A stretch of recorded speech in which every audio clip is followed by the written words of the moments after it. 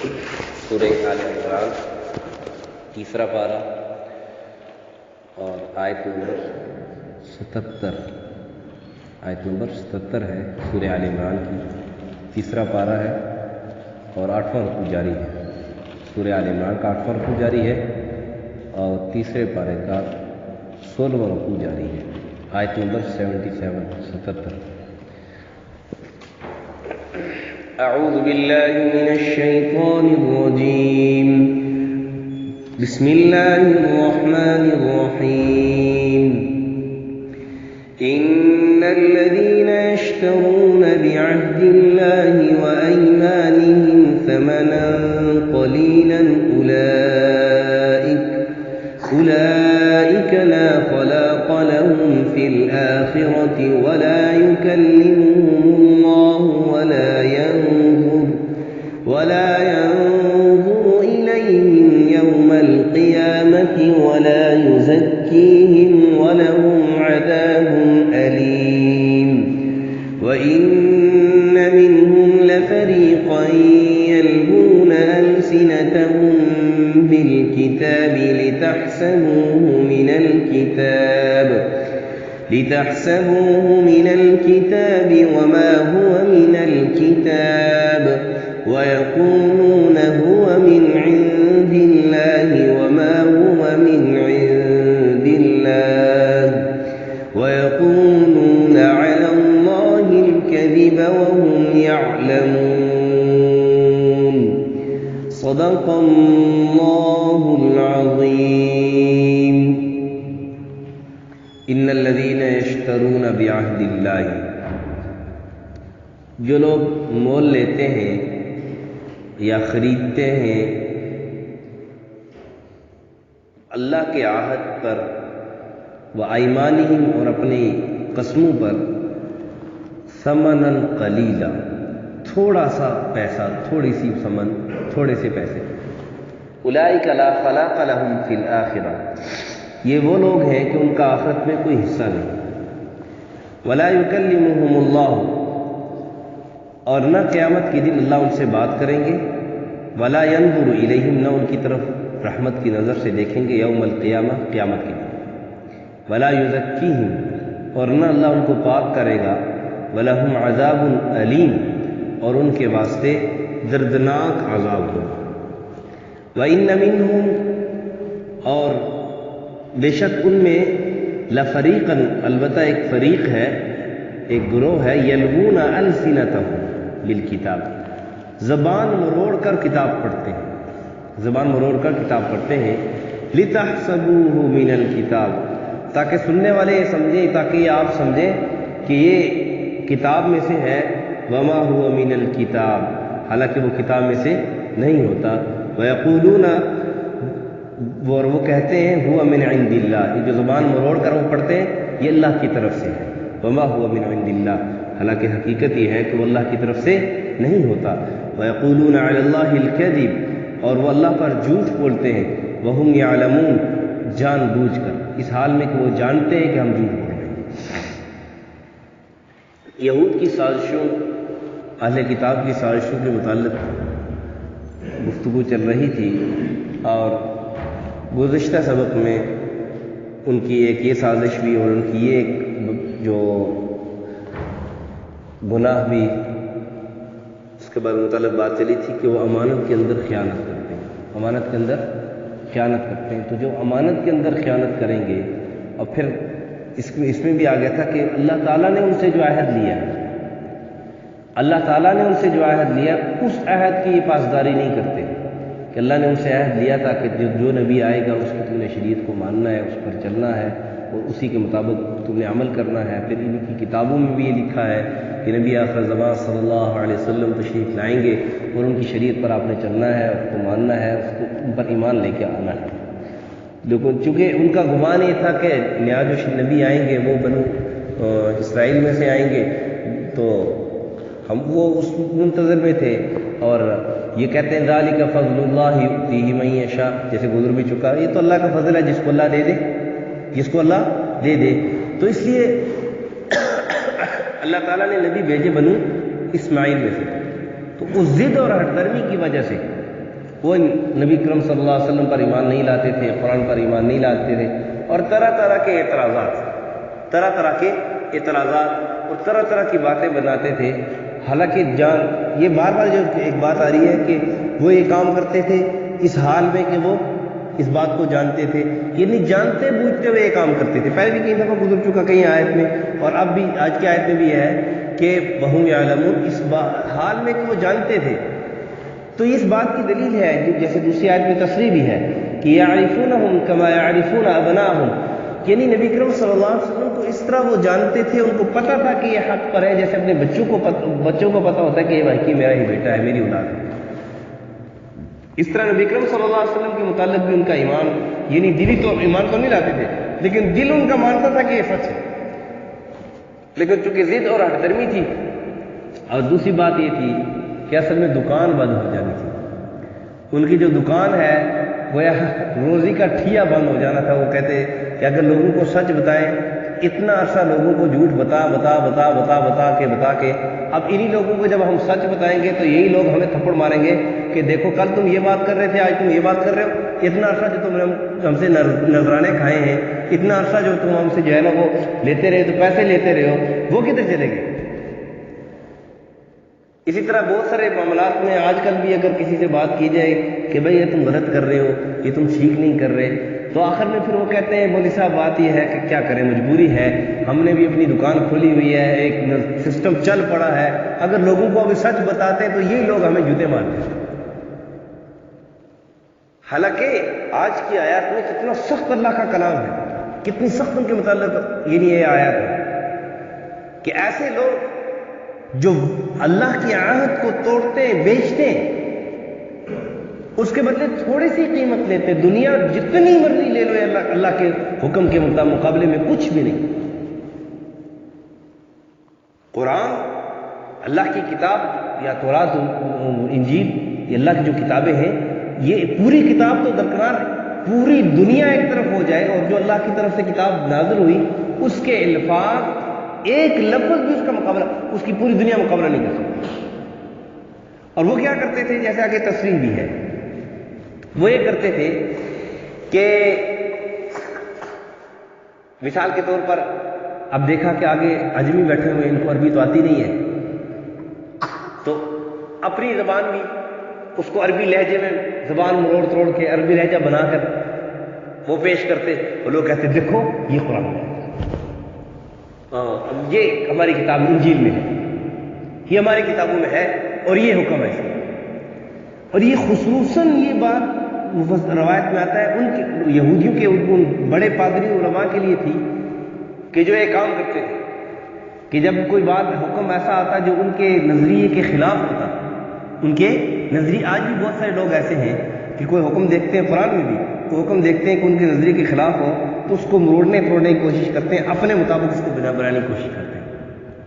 حالانکہ حکم کیا ہے کہ قرآن نے جو بات بیان کی ہے، قرآن نے جو حکم بیان کیا ہے، ہم اپنے آپ کو اس کے تابع کریں، یہ نہیں کہ قرآن کو اپنے تابع کرنے کی کوشش کریں، قرآن کو اپنے۔ تو وہ کیا کرتے تھے کہ زبان مروڑ توڑ کے اور اب جو ہے کتاب کو اپنی طرف سے لوگوں کو بیان کر کے کہ یہ مسئلہ ایسے نہیں ہے، ایسے ہے، جہاں پر نبی اکرم صلی اللہ علیہ وسلم کی صداقت کا، ان کے متعلق پیشن گوئی کا، قرآن کی پیشن گوئی اس کے متعلق جب جہاں پہ ذکر ہوتا تو وہاں پر کہتے نہیں اس کے مراد نہیں، ہاتھ رکھ لیتے، اس کو تبدیل کر لیتے، احکامات کو تبدیل کر کے بیان کرتے تاکہ لوگوں کے سامنے حقیقت واضح نہ ہو جائے، کیونکہ لوگوں کے سامنے اگر حقیقت واضح ہوگی تو پھر انہی لوگوں نے ان کو جوتے مارنے۔ ایک تو یہ حکم ان یہودیوں کے متعلق تھا، اور ان کی اس بات کو انہیں اشکار کرنا تھا کہ یہ لوگ اپنے آپ کو بڑے کہتے ہیں، جی ہم حق پر ہیں، ہم سچ پر ہیں، کدھر حق پر ہیں کدھر سچ پر ہیں، ان کے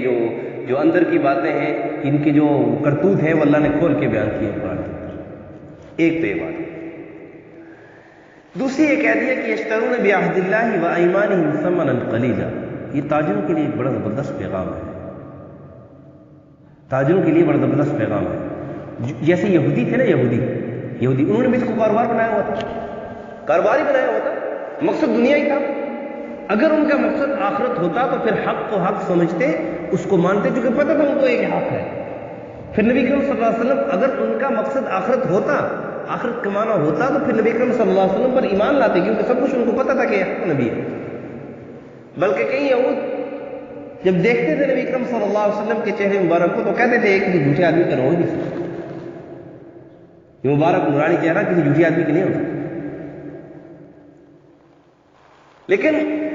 چونکہ ان یہودیوں کا جو ایمان نہیں لائے، ان کا مقصد دنیا کمانا تھا، تو اس پر کیا کرتے تھے؟ قسمیں بھی اٹھا لیتے تھے۔ کہیں پکڑے جاتے نا، کہیں پکڑے جاتے، قسمیں بھی اٹھا لیتے۔ آج کل بھی بعض اوقات ایسا ہوتا ہے کہ کوئی جو ہے نا وہ جاہل تقریر کر رہا ہوتا ہے، تقریر کرتے کرتے کہتا ہے میرا یہ حوالہ غلط ثابت ہو گیا تو میرا قتل معاف۔ تو بعض موقعوں پہ ایسا ہوتا ہے کہ وہ حوالہ دیتا ہے، ادھر مجمع سے بندہ اٹھ کے کہتا ہے مولوی صاحب اس کتاب سے یہ بات نکال کے دکھاؤ تو ہے ہی نہیں، ادھر پھر آئیں بائیں شائیں آئیں بائیں شائیں شروع۔ ان کی بھی یہی ہوتی ہے، یہ بھی قسم اٹھا نہیں بالکل جو ہم کہہ رہے ہیں بالکل یہ ٹھیک ہے۔ اور اسی طرح ہمارے تاجر بھائی بھی یہی کرتے ہیں۔ سب کی بات نہیں کر رہا، سب کی بات نہیں کر رہا، الحمدللہ ثم الحمدللہ، دیکھ کر دل میں دلی خوشی ہوئی، یقین من جانے دلی خوشی ہوئی کہ میں نے اپنی زندگی میں ایک دکان ہی صرف دیکھی ہے کہ جس پر بورڈ لگا ہوا باقاعدہ، اللہ ہم سب دکانداروں کو سب تاجروں کو اس کی توفیق دے، باقاعدہ بورڈ لگا ہوا ہے خریدا ہوا مال بخوشی واپس کیا جاتا ہے۔ الحمدللہ پاکستان میں بھی ایسے لوگ موجود ہیں۔ اور پھر اس کے متعلق نبی اکرم صلی اللہ علیہ وسلم نے کیا کتنی بڑی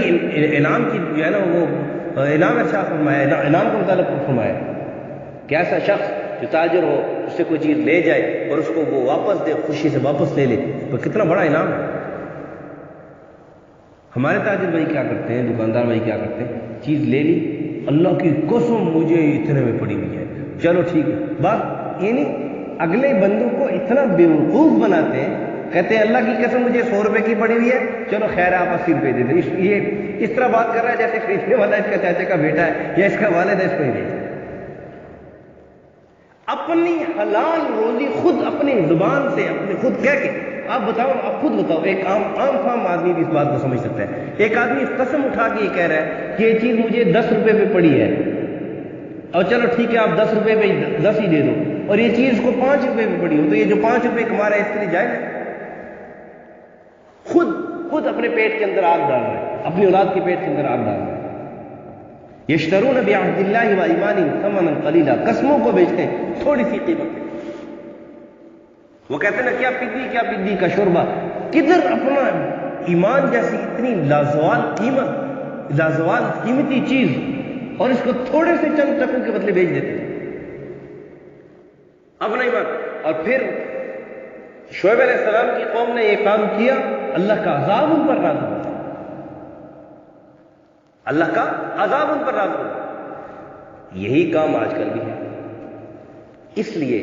بہتر یہ ہے خریداروں کو بھی چاہیے کہ قیمت خرید معلوم کرنے کی کوشش نہ کیا کریں دکاندار سے کہ تو نے کتنے پہ لی۔ اگر وہ کہہ رہا ہے میں یہ چیز میں آپ کو اتنے پہ بیچتا ہوں، میں تو اکثر جو دکاندار اگر مجھے کوئی کیا بھی دے کہ مجھے اتنے کی پڑی ہے تو میں اس کو کہتا ہوں مجھے یہ بتانے کی ضرورت نہیں ہے کتنے کی پڑی، میں یہ چیز اتنے میں خرید سکتا ہوں، آپ نے دینی ہے ٹھیک ہے، نہیں دینی پھر بھی ٹھیک ہے آپ کی چیز، میں یہ چیز اتنے میں خرید سکتا ہوں۔ اگر ایک دکاندار بیوقوفی کر کے اپنا رزق حرام کرنے کی کوشش کر رہا ہے، اپنا رزق حرام کر رہا ہے، تو خریدار کو چاہیے کہ اس پر رحم کرے۔ ارحموا من فی الارض یرحمکم من فی السماء، یہ بھی رحم ہی ہے، لیکن اس رحم کو ہم رحم سمجھتے ہی نہیں ہیں۔ المیہ یہ ہے، خریدار کی کوشش ہوتی ہے میں کس طریقے سے دکاندار کو کاٹوں، دکاندار کی کوشش ہوتی ہے میں کس طریقے سے خریدار کو گلا کاٹوں، کس طریقے سے اس کی جیب کاٹوں۔ رحم ہو، اگر کوئی ایسی بات کرے اکثر سمجھ بھی آ جاتی ہے، قسمیں کھا رہے ہوتے ہیں اور زبان یہ جو قسم ہے اس کو بالکل معمولی سی چیز سمجھتے ہیں، جیسے حلوہ ہے بس بغیر کسی پریشانی کے کھائی جا رہی ہے۔ یہ نہیں پتا کہ کتنا بڑا اپنے آپ پر میں ظلم کر رہا ہوں، اپنے پاؤں پہ خود کلاڑی مار رہا ہوں۔ جو روزی حلال، دیکھو محنت پورے دن میں لوگ کہتے ہیں کہ دیکھو جی ہم محنت کرتے ہیں، پورا دن محنت کرتا ہے، پسینہ بھی نہیں کر رہا ہے لیکن جھوٹ بول کے کما رہا ہے، کدھر سے حلال ہو سکتا ہے؟ پھر کہتے ہیں جی اللہ کی طرف سے رحمتیں نہیں برستی ہیں، اللہ کی طرف سے جو ہے نا برکت نہیں آتی ہے، کدھر سے برکت آئے گی؟ حرام مال میں برکت آتی ہے؟ اس لیے تاجروں کو چاہیے، یہ تاجر بھائیوں کو چاہیے، دکاندار بھائیوں کو چاہیے، کوئی بھی چیز بیچے، کوئی بھی چیز بیچے اس پہ قسم نہ کھائے۔ خریدار کو بھی چاہیے کہ اس کو اس بات پہ فورس نہ کیا کرو تجھے کتنے میں پڑی ہے تو اتنے میں، بھئی آپ کو اس سے کیا ہے، پوچھو کتنے میں پڑی ہے، اس کو جتنے مرضی میں پڑی ہو، آپ معمول کے مطابق دیکھو کہ یہ چیز اتنے کی ہو سکتی ہے، میں اتنے کی خرید سکتا ہوں، میری اتنی پسلی ہے، بس ٹھیک ہے جی میں اتنے کی خریدنا چاہتا ہوں ان کو۔ بلکہ ہمیں کہنا چاہیے دکانداروں کو کہ بھئی آپ مجھے قیمت خرید نہ بتاؤ، اور پھر اس کو سمجھاؤ بھی اپنی روزی کیوں حرام کر رہے ہو، اپنی جگہ پر اس کو سمجھاؤ اپنی روزی کیوں حرام کر رہے ہو، آپ نے 10 کی لی ہے، 20 کی لیے، 30 کی لیے، جتنے مرضی کی لی ہے، میں اتنے میں خرید سکتا ہوں، آپ دینا، آپ کو اگر اس میں وارہ ہے، آپ کو بچت ہے کچھ تو ٹھیک ہے آپ دے دو، نہیں دے سکتے تو بس ٹھیک ہے۔ خود اپنی قیمت خرید غلط بیان کر کے اپنی روزی خود کیوں حرام کرتے ہو؟ اس لیے ایک تو یہ بات سمجھ، اچھا اس کا انجام کیا ہوگا، انجام کیا ہوگا؟ پہلی بات نقصان کتنے بڑا ہے کہ غلط بیانی کر کے، قسمیں توڑ کر، اپنا یعنی جھوٹی قسم کھا کر، جھوٹی بات کر کے جو آدمی کرے گا یا وعدہ خلافی کرے گا، اس کا انجام کیا ہوگا؟ یہ صرف یہودیوں کے لیے نہیں ہے، یہ قیامت تک آنے والی انسانیت کے لیے قرآن ہدایت کا سرچشمہ ہے، یہ صرف یہودیوں کے لیے بیان نہیں ہوا ہے، قیامت تک آنے والی انسانیت کے لیے قرآن ہدایت کا سرچشمہ ہے، ہدایت ہے۔ کیا؟ لا خلاق لهم فی الآخرہ، پہلی بات کیا؟ ان کا آخرت میں کوئی حصہ نہیں۔ پہلا نقصان کیا ہوگا؟ آخرت میں کچھ نہیں ملے گا، پھر سب کچھ کیا کرتا درتا سب ضائع، حبطت اعمالهم، سارے اعمال کے بعد، اور پھر کیا؟ جب آخرت میں کچھ حصہ نہیں ہوگا، انعام کچھ نہیں ملے گا، ولا یکلمهم اللہ یوم القیامہ ولا ينظر الیہم یوم القیامہ۔ دو باتیں، اللہ رحمت والا خطاب بھی نہیں کریں گے، جیسے دنیا میں اللہ کتنے پیار سے بندوں کو بلاتے ہیں، یا عباد اللہ اکبر، اپنے گناہگار بندوں کو۔ یہ دنیا میں صرف چانس ہے،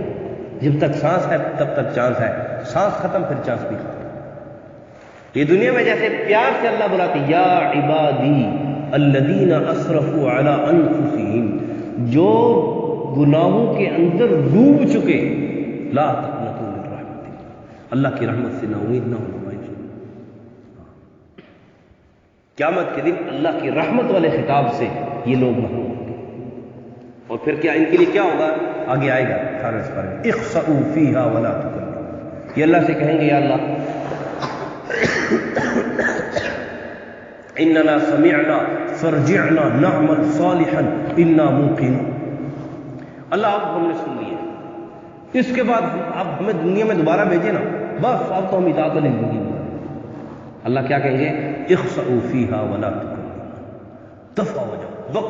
بکواس مت کرو، سخت الفاظ، یہ ولا یکلمہم اللہ ولا ينظر الیہم یوم القیامہ، اللہ کی رحمت والی نظر سے بھی محروم، رحمت والے کلام سے بھی محروم، اور پھر کیا؟ ولا یزکی، ولا گناہوں سے بھی پاک نہیں ہوں گے،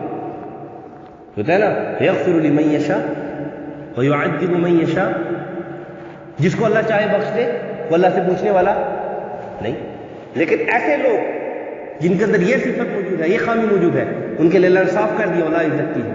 ان کو گناہوں سے پاک بھی نہیں کیا جائے، کیا مطلب؟ ان کی مغفرت بھی نہیں ہوگی، اور پھر ولا یزکیہم، ایک بات، ایک اس کا معنی بھی ہے، چونکہ مسلمان جو مسلمان ہو، ایمان کی رتی اس کے اندر موجود ہو، ایمان اس کے اندر موجود ہو، اور ایمان کی حالت میں دنیا سے چلا گیا، تو اپنے گناہوں کی سزا بھگت کر پاک ہو کے پھر جنت میں جائے گا، ولا یزکیہم، جس کے اندر یہ صفت موجود ہوگی، کیونکہ ایمان ہی نہیں رہا، قرآن کو الگ موڑ توڑ کر بیان کر رہا ہے، اللہ کی کتاب کو، ایمان ہی نہیں رہا، گناہوں سے پاک بھی نہیں ہو، گویا بغیر ایمان کی دنیا سے گیا ہے، وَلَهُمْ عَذَابٌ أَلِيمٌ، دردناک عذاب ہوگا اس کے، سخت دردناک عذاب ہوگا۔ اور پھر اگلی آیت کی تشریح تو گزر چکی، پھر کیا زبان موڑ توڑ کے کیا کہتے ہیں؟ هُوَ مِنْ عِنْدِ، یہ کتاب میں سے ہے جو کتاب اللہ کی طرف سے نازل ہوئی ہے، اور کہتے ہیں یہ اللہ کی طرف سے ہے، حالانکہ اللہ کی طرف سے نہیں ہوتا ہے۔ آج کل بھی بہت سے لوگ ایسے ہیں، لوگوں کو گمراہ کرنے کے لیے کہتے ہیں کہ دیکھو یہ جو بات میں بیان کر رہا ہوں یہ اللہ کی طرف سے، حالانکہ کوئی دور دور سے بھی اللہ کی کتاب کو تعلق نہیں، اس لیے اللہ نے وَيَقُولُونَ عَلَى اللَّهِ الْكَذِبَ، جان بوجھ وہم یعلمون، جان بوجھ کر اللہ پر جھوٹ بولتے ہیں۔ اللہ سے دعا ہے کہ اللہ تعالیٰ ہمیں اپنے عہدوں پر ایمان کی جو ہے نا پابندی کرنے کی اور اس کو یعنی اپنے وعدوں کو پورا کرنے کی توفیق عطا فرمائے، اور یہ جو عذابات ذکر ہوئے ان سے اللہ تعالیٰ ہمیں ہماری حفاظت فرمائے۔